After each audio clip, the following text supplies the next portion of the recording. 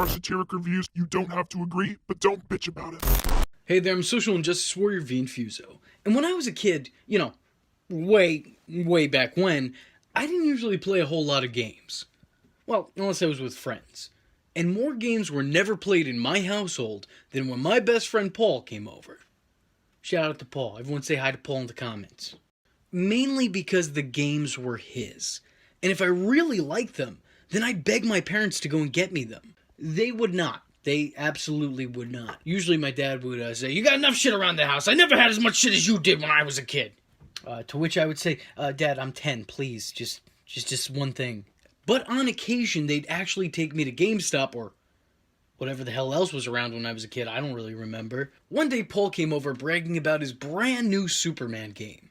The one that's playing in the background right now. A game I'd much later in life find out was called Superman Shadow of Apocalypse. Oh, I'm sorry. Shadow of Apocalypse. Apocalypse, there we go. See, and that kind of spelling is exactly why we need a better education system here in the United States. And even though I was never really a huge Superman fan, as I much preferred Batman, because I was a dark and broody child who often dreamed of a world where my parents were shot in a dark alley, it was one of the first superhero games I really liked. I was so taken back with the accurate look of the characters to its TV show. The story, which honestly, I might have just thought was awesome because it had a story, and the boss battles, but mainly because they were some of the only ones I could actually beat as a child. So naturally, I begged my parents to get me this game, to which, of course, they said no. But one day, when we were out, I managed to convince them to go into GameStop, or again, whatever it was at the time. And what did I see?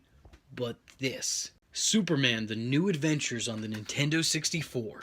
For a surprisingly low price for an N64 game at the time. Not remembering the name of the game that Paul showed me, and not that it even mattered because the game didn't come in a box, it was just this cartridge, which didn't even have a title printed on it. It just kind of had Superman, who quite frankly didn't look like he was all that happy to be there. I guess that should have been a dead giveaway. Dead giveaway. Charles, thank you very much. Dead giveaway.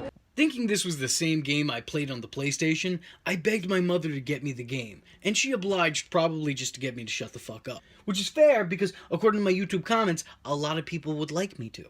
I thanked her by complaining the whole car ride home that we weren't getting home fast enough for me to play my new game.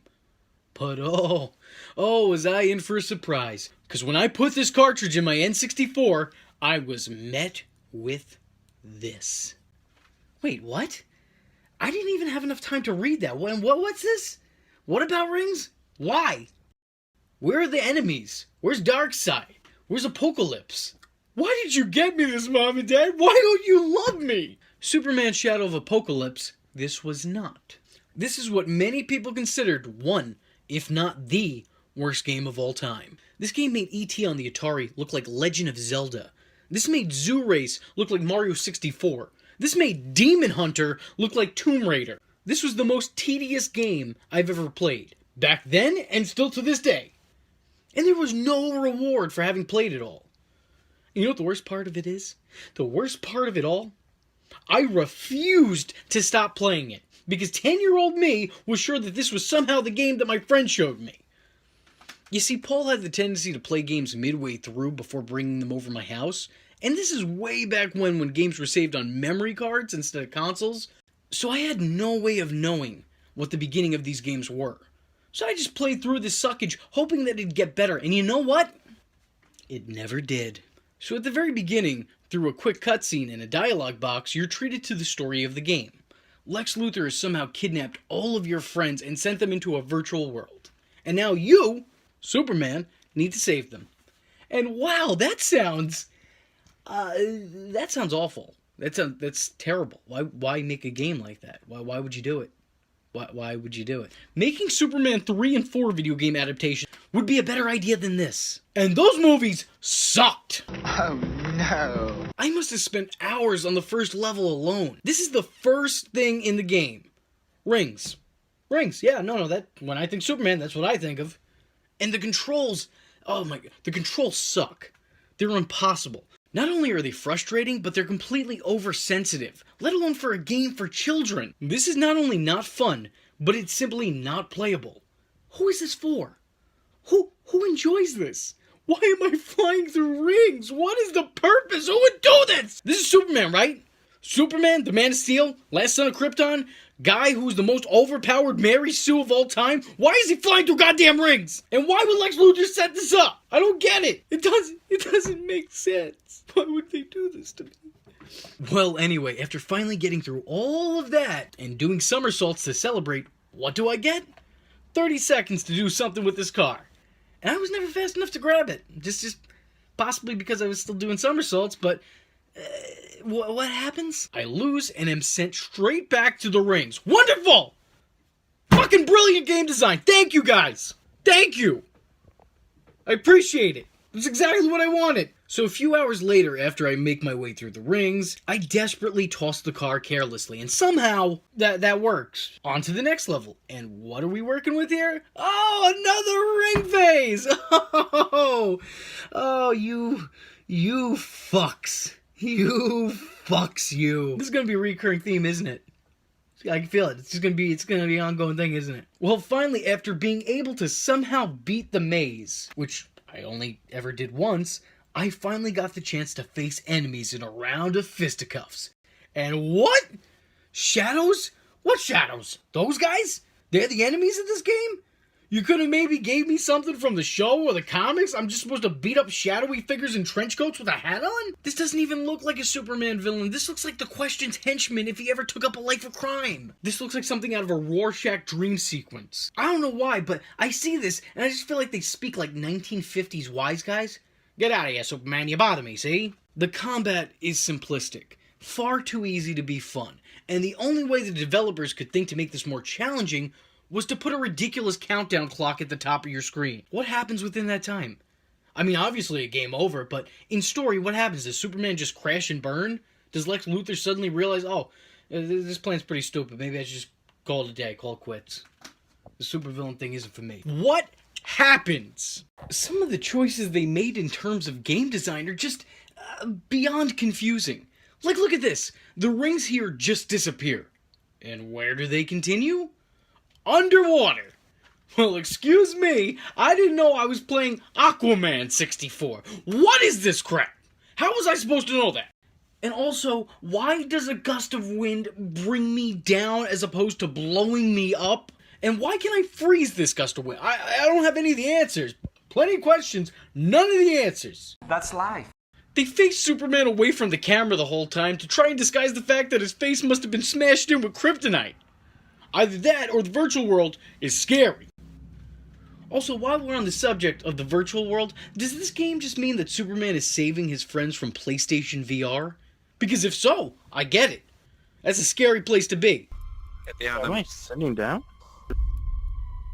Am I sitting? Oh yeah, I was actually sitting. what are you? What the fuck? Stay the fuck away, man. And if the gameplay wasn't somehow enough to make you want to drop your Nintendo 64 still plugged in into the bath with you, the glitches will do it. And believe you me, there's plenty of them. Just imagine being that one kid, that sole child, who wasn't entirely put off this game after its first level. You play through the game, except only instead of fighting enemies, you're fighting the game's mechanics. Did the developers even play through their game, or were they too ashamed to even look at it? Was this proof tested? Did the developers even play through their game, or were they just too ashamed to even look at it? And you remember what I said before about this game lacking a story? Well, I'm sorry, because as it turns out, I was wrong. This game has a rich, in-depth plot, which you can take a look at when you pause the game in the game controls. Of course, where else would you put it? Definitely not in the game itself, because cutscenes are clearly too much work for these programmers. Not that the story really even matters, because whatever I do in this game, somehow Lex wins. And I know this because the game never stops telling me. Adding insult to injury is Lex Luthor's little cackle here.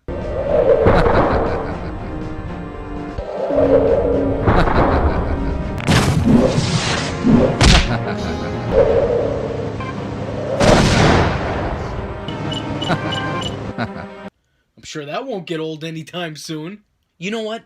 I don't know if Lex truly won, but I definitely lost. And so did everyone else who wasted more than 30 seconds of their lives trying to play this alleged game. And it was just all so awful.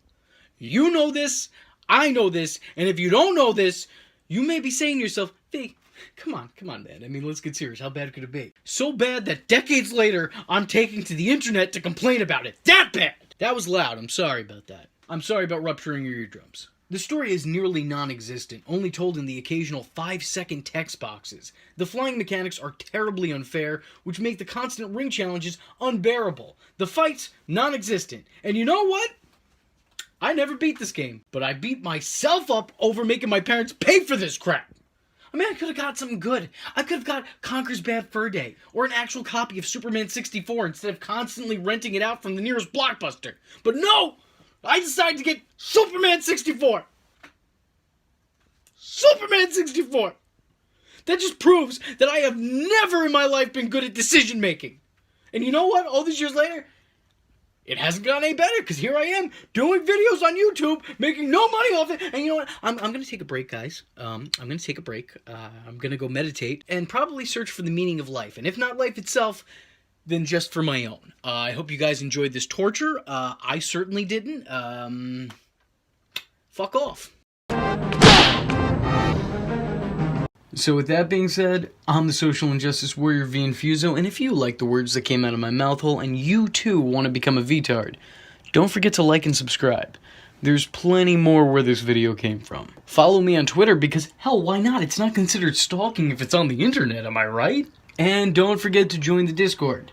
I don't have anything catchy to add to that, but just join it. Just go do it. And if you have a free moment of time and a free dollar to spare, then head over to my Patreon, where for just $1, you too could help keep this boat afloat. And if you don't have that dollar, but you do have a free moment of time, then hit the share button. It will help me out tremendously.